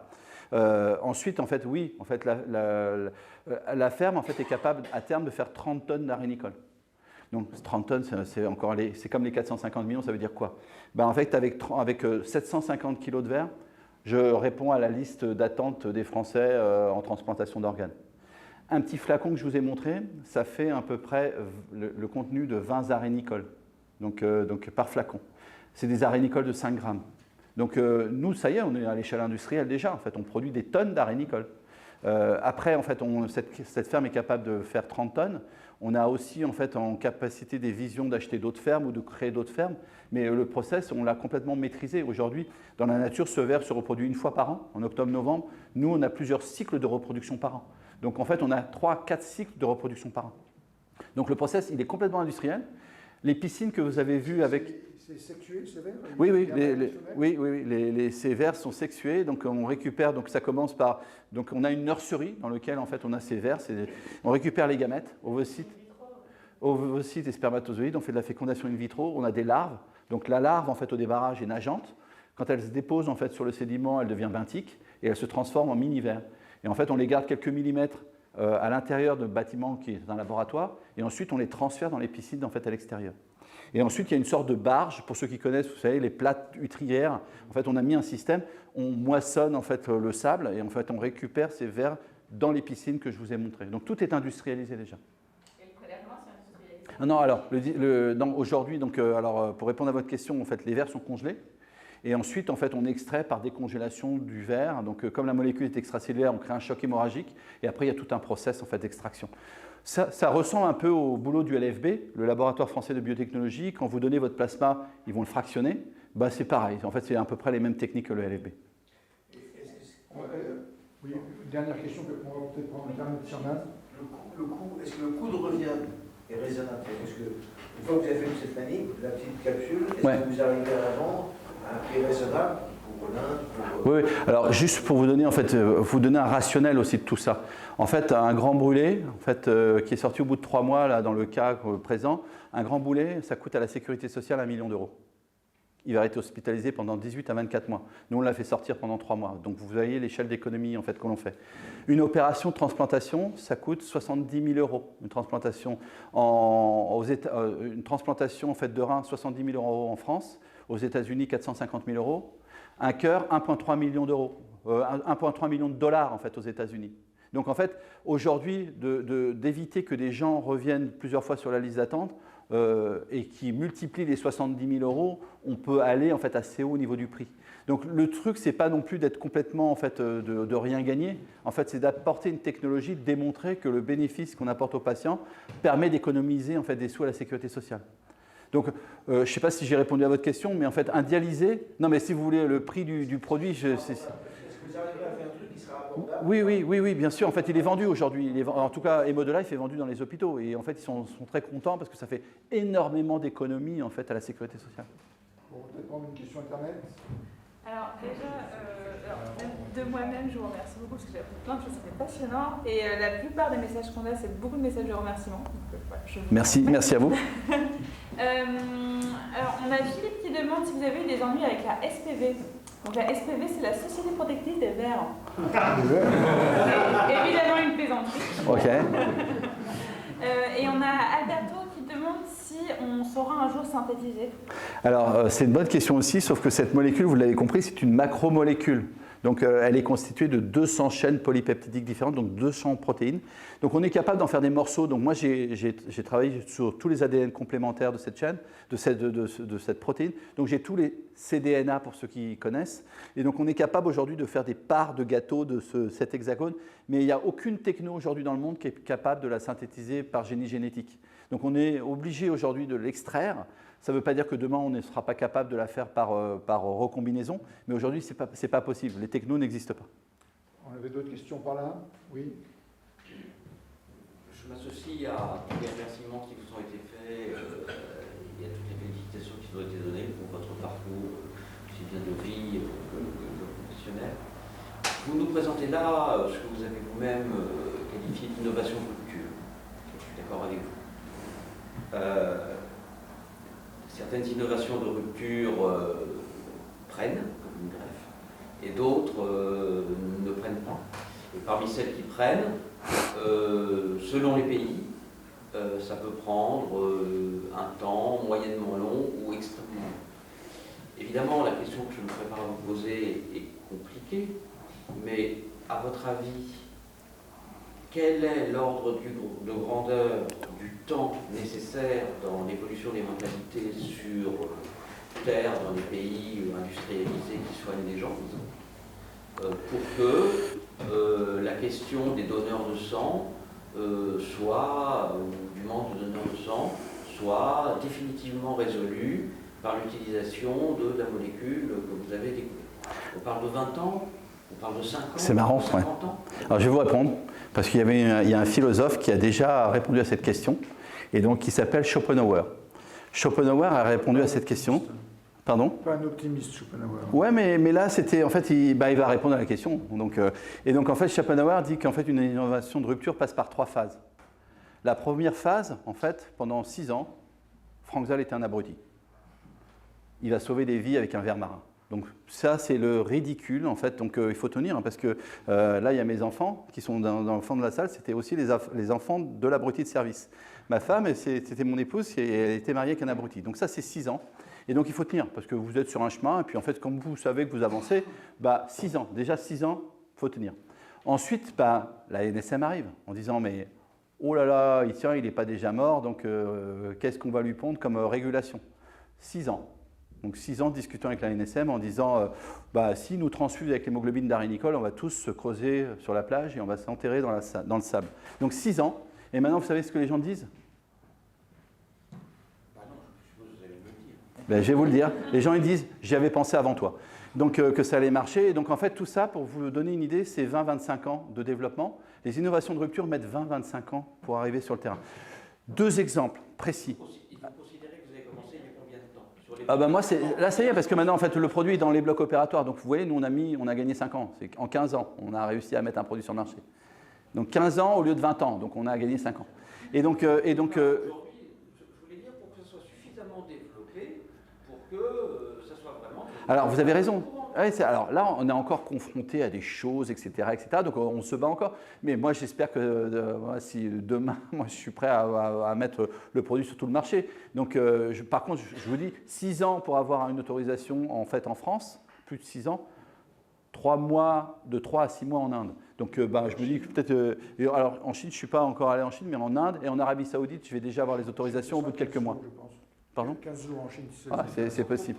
Et donc, alors, juste encore une fois, je vais vous donner des exemples.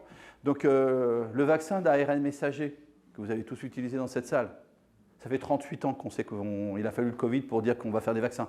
La pénicilline, Fleming, trouver la pénicilline dans un champignon. Fleming, c'était un abruti, parce qu'il n'allait pas soigner les gens avec un champignon. Et donc, tout le monde ne le croyait pas, c'était du n'importe quoi ce qu'il faisait. Il a fallu la Seconde Guerre mondiale, où on applique cette technologie sur un champ de bataille pour éviter de couper la jambe à un militaire. On se dit, on lui coupe ou on essaye. Ils ont essayé et ça donnait les antibiotiques. Mais lui, il a mis 25 ans pour que la pénicilline nous soigne tous. Vous avez tous eu des antibiotiques. Donc, on a tous eu en fait une innovation de Fleming. Mais tout ça, c'est super long. Et pour moi, alors, je suis devant vous. Pour moi, c'est inacceptable, en fait. C'est-à-dire, aujourd'hui, en fait, on doit aider des innovations de rupture. Les chirurgiens, ils sont convaincus. Je ne sais pas si vous parlez à vos médecins, je suis sûr qu'ils ont entendu parler du ver marin. Il y a une petite question là-dessus. Il y a un programme qui s'appelle France 2030. Oui. On a essayé de lancer les innovations de rupture dans différents domaines. Je peux vous en parler de France 2030. Est-ce qu'il concerne la biologie? Non, alors, oui. Alors, France 2030, je peux vous en parler, parce qu'en fait, j'ai postulé. Et donc, j'ai postulé en janvier 2022, donc je n'avais pas encore le marquage CE. Et donc là, j'ai une belle lettre de la ministre qui disait que c'est trop tôt. Ok, mais une usine, je donne son nom parce qu'elle était ministre de l'Industrie, elle s'appelle Madame Pannier-Runacher. C'était trop tôt, trop tôt. Et donc, janvier 2022, trop tôt. J'ai le marquage CE en septembre 2022, je redépose un dossier, je dis c'était trop tôt. Vous savez ce qu'elle me dit? C'est trop tard.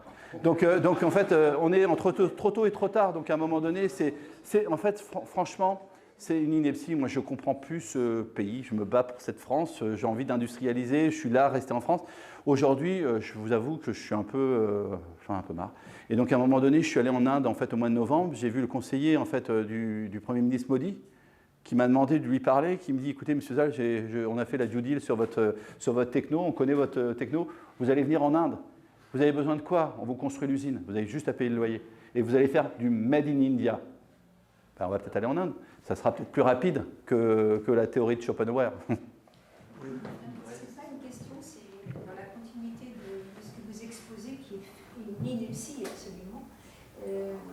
Comment la communauté de chirurgiens, médecins et autres qui œuvrent sur le terrain à vos côtés, comment ne peuvent-ils pas faire de poids par rapport à ça? Ça, c'est une première question.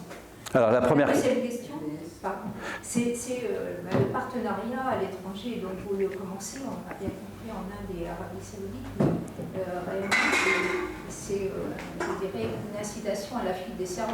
Enfin, faire en sorte que aux US ou ailleurs, eh bien, tout ça émerge et au niveau, je dirais, pour le bien de l'humanité, pas que... Bien sûr, parce qu'en fait, on a tous du sang, qu'on soit indien, chinois, vietnamien, on a tous besoin de sang. Et vous savez, le sang, c'est ce qui réunit l'ensemble de la population. C'est-à-dire que, en fait, et je dirais que même le sang, c'est quelque chose de biblique. En fait, on en a tous parlé du sang, etc. C'est ce qui. Alors, pour répondre à votre première question, bien sûr que vous parlez aux chirurgiens. Les chirurgiens, ils veulent le produit demain. Donc, quand j'ai dit à Lantieri, quand il a fait la greffe de la face, je dis non, professeur Lantieri, je ne peux pas. Moi, je suis dans un process réglementaire. Je fais en fait de la transplantation de rein pour l'instant. Je ne peux pas. J'ai jamais fait de transplantation de face. Il dit, je m'en occupe. Donc, bien sûr, il a mis son aura, son poids dans la décision de la NSM en disant. Bah, vous allez me le donner parce que sinon Jérôme va mourir et puis je serai responsable. Donc, mais est-ce que c'est vivable en fait de toujours menacer pour avancer? Donc pour moi c'est incroyable. Et donc là aujourd'hui, alors c'est marrant parce que tout à l'heure j'entendais le discours du Premier ministre Attal qui dit qu'il voulait faire revenir les cerveaux en fait en France. Bah oui, qu'ils se dépêchent parce que c'est vrai qu'il y en a beaucoup qui partent. Et à un moment donné, c'est même pas ça, c'est qu'il faut même pas qu'ils partent. C'est qu'à un moment donné, il faut faire un écosystème serein pour pouvoir travailler, pour pouvoir avancer. Nous, j'ai l'impression à chaque fois qu'on a des ennemis, en fait j'ai l'impression quand je parle à la NSM que je suis un ennemi en fait, mais on vit dans le même monde, on est en France, ils sont payés par vos impôts, par mes impôts, donc on doit travailler. Mais quand vous leur parlez, quand vous vous approchez d'eux, on a l'impression qu'on va les corrompre. En fait, on n'a même pas le droit d'échanger, on a l'impression que c'est un système, ils ont peur d'être corrompus parce qu'on parle avec eux. Et donc, moi, j'aime pas ça. Alors, vous voyez que j'ai pas mal dans ma poche, et donc, mais je peux pas faire autrement que de dire ce que je pense. Et donc, je trouve qu'on devrait avancer en fait avec la société pour faire avancer la société et que ces personnes-là nous aident. On n'est pas des ennemis. Hein. Juste une autre question Internet.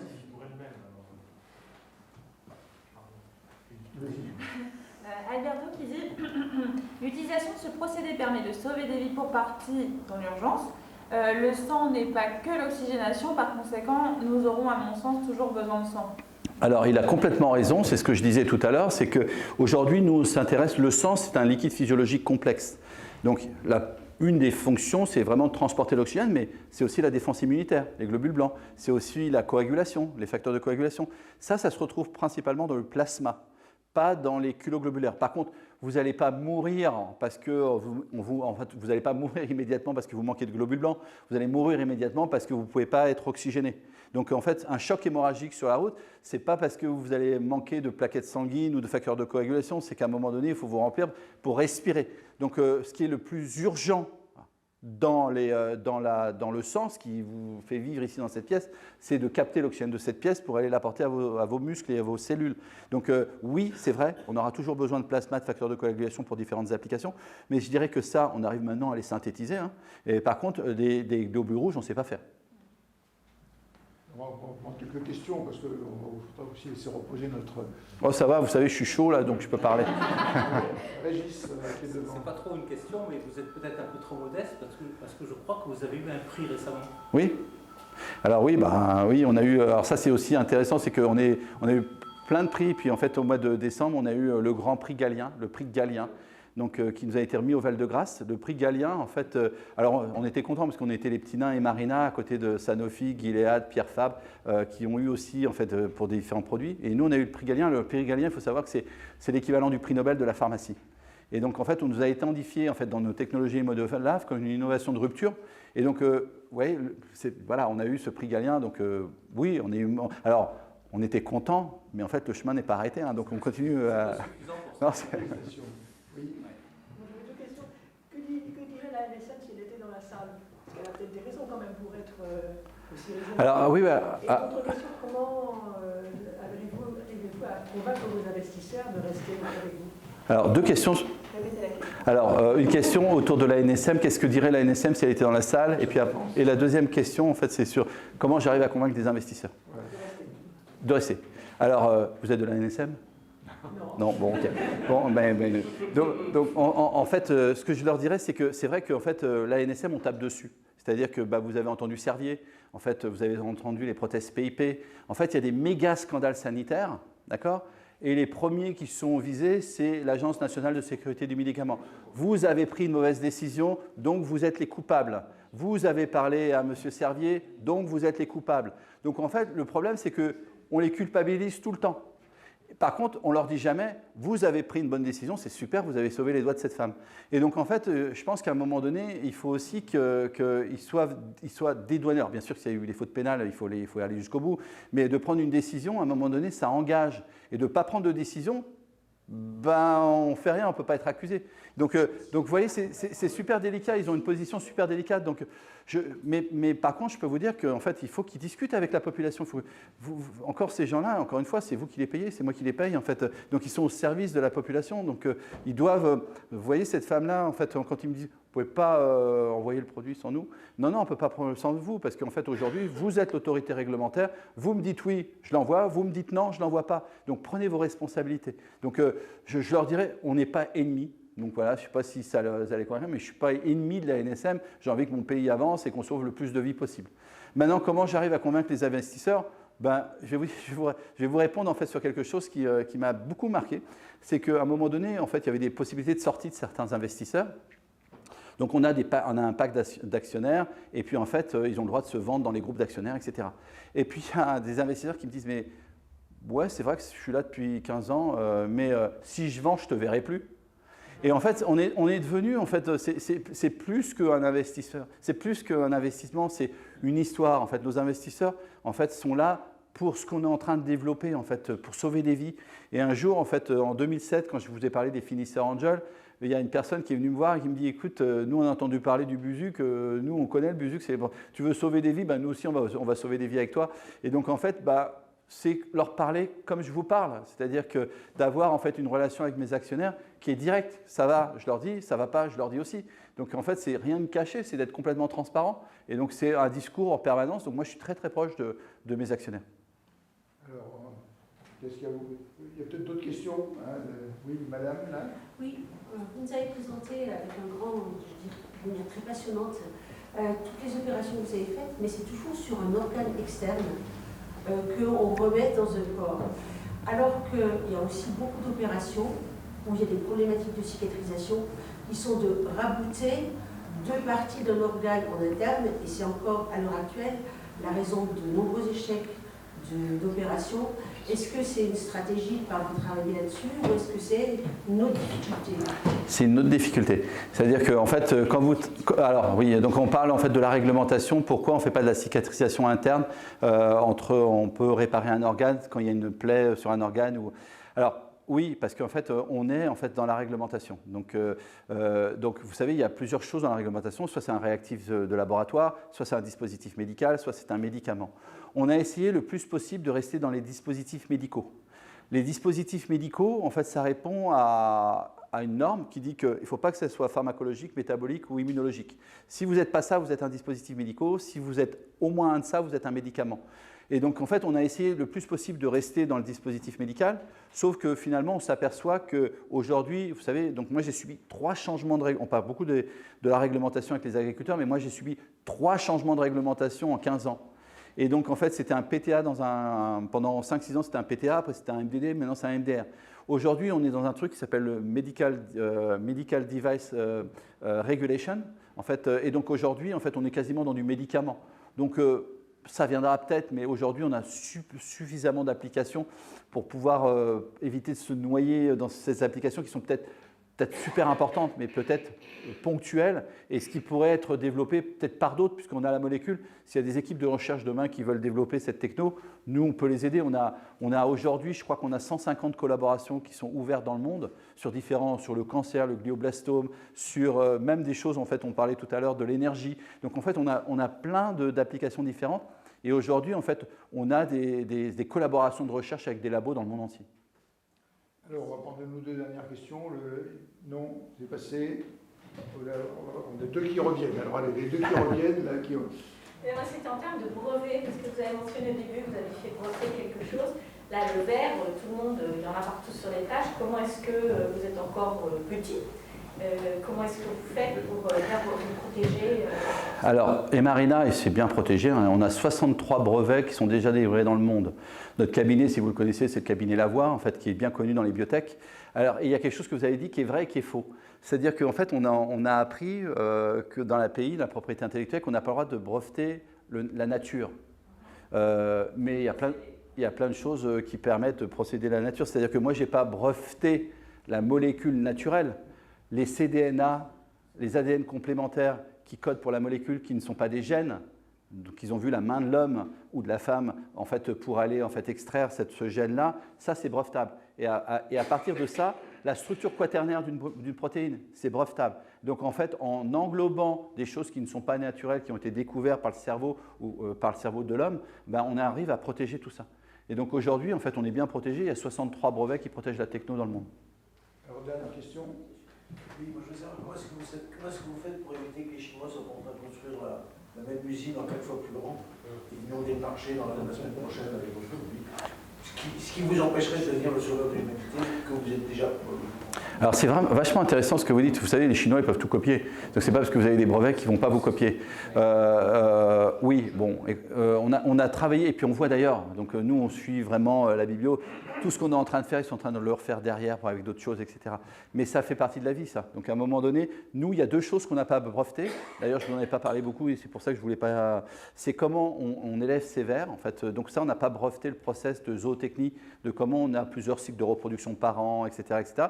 Ils pourraient le trouver, hein, mais bon, il faudrait même qu'ils passent un peu de temps. Et puis, on n'a pas breveté en fait, les process de manufacturing aux normes GMP, en fait, aux normes pharmaceutiques. Donc, pareil, ils pourraient le trouver, mais il faudrait qu'ils passent du temps. Donc, je dirais qu'aujourd'hui, si on dit que demain, ils commencent, je pense qu'ils ont, alors même s'ils sont beaucoup, je pense qu'en fait, il faudrait qu'ils mettent à peu près 5 à 10 ans pour rattraper l'avancée technologique que l'on a déjà. Et nous, on avance toujours. Donc, en fait, c'est une course à l'avancée technologique et on dépose des nouveaux brevets d'application, etc., etc. Donc, voilà. Après, si demain, le gouvernement chinois dit, et puis ils ont besoin beaucoup de sang, si demain, le gouvernement chinois dit on y va sur un transporteur d'oxygène universel, oui, bien sûr. Quand je suis allé en Inde, c'est aussi un... Mais en général, ils préféreront essayer de vous l'acheter d'abord. Oui, oui. Si un prix raisonnable, ils vous l'achèteront d'abord pour économiser les 5 ans ou 6 ans. Et par exemple, en fait, je voulais finir là-dessus. En fait, quand je suis allé en Inde, en fait, vous savez, pendant le Covid, l'Inde, elle était vraiment frappée en fait, avec les masques, les vaccins, etc. Et donc, il y a une décision politique. Donc, le Premier ministre Modi a dit moi, je ne veux plus cette histoire de Covid, on va devenir numéro 1 des dispositifs médicaux. Je suis allé dans le sud de l'Inde, donc dans le golfe du Bengale. Donc, j'ai vu un truc incroyable. J'ai vu la Silicon Valley indienne, qui est née de rien du tout. Donc, il a sur 200 hectares, il a construit un cyclotron, une université, des hôpitaux, tout ce que vous pouvez imaginer autour du dispositif médical, les autorités réglementaires sur la Silicon Valley. Et donc, mais c'est fini, quoi. C'est-à-dire qu'il a mis, donc c'est une décision politique, l'Inde va devenir numéro 1 des dispositifs médicaux. Et donc, moi, j'aimerais bien une annonce du président Macron qui dit que la France va devenir numéro 1 des dispositifs médicaux. Bon, en tout cas, merci beaucoup. Merci à vous. Merci à vous. On peut rouvrir la porte et donner accès.